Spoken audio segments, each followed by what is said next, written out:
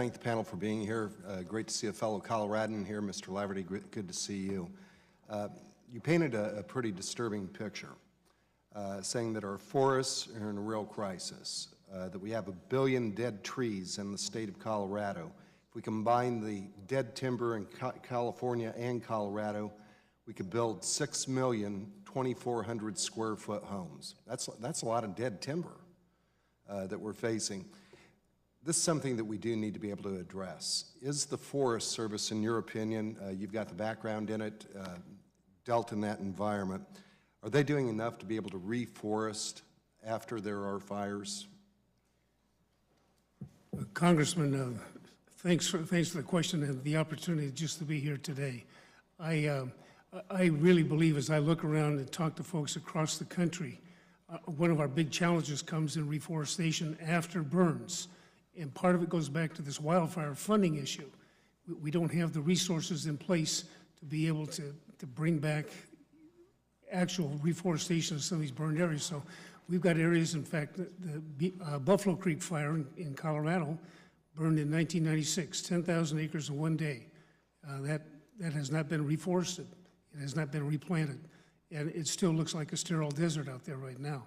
So there's really amazing opportunities.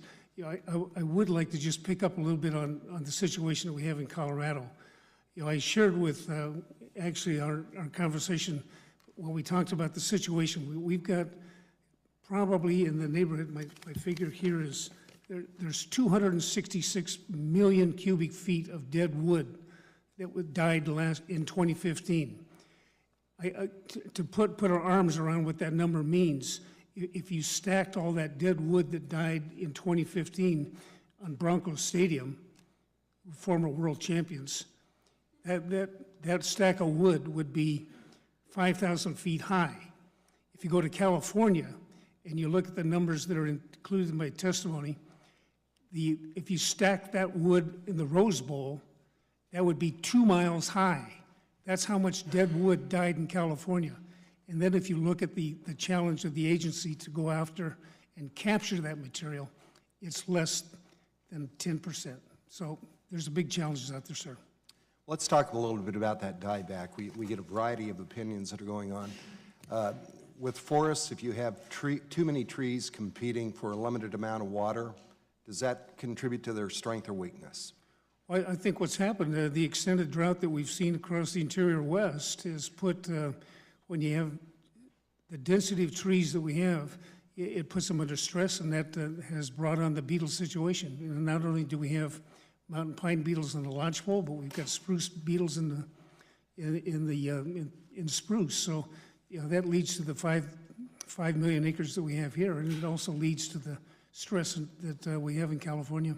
And can we reasonably expect, when we do have that burn-off of wildfire that goes through, particularly for a state like Colorado, a headwaters state, is the snow going to melt more rapidly because it doesn't have the shade of the trees?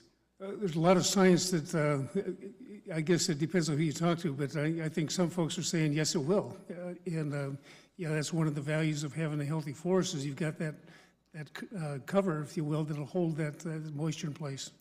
So to be able to create a win-win, I think that across the aisle in this room, everybody wants to be able to see a healthy forest going on. But we need to be able to have jobs. We need to be able to have the opportunities perhaps for biomass as well.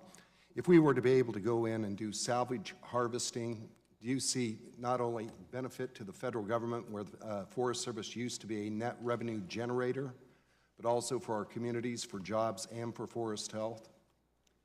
Congressman, I believe that active forest management, not only can we improve forest health conditions and create resilient landscapes, but we can in fact make jobs. And I believe that creating these kind of investment opportunities, we can in fact make and generate wealth and health in America's rural communities.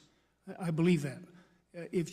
Some of the information that the Idaho Forest Commission has put together, they estimate that for every 1 million board feet of timber, it generates 35 jobs. It also generates about 600 and maybe 650,000 personal dollars of personal income. It generates about $2.6 million in sale. That's for every 1,000,000 board feet. So if we start increasing the harvest levels of bringing material from the landscapes that we're talking about, we can, in fact, make a big difference. Great. My time's expired. Thank you so much. Thank you. Next is Mr. Lowenthal. Thank you, Mr. Chair.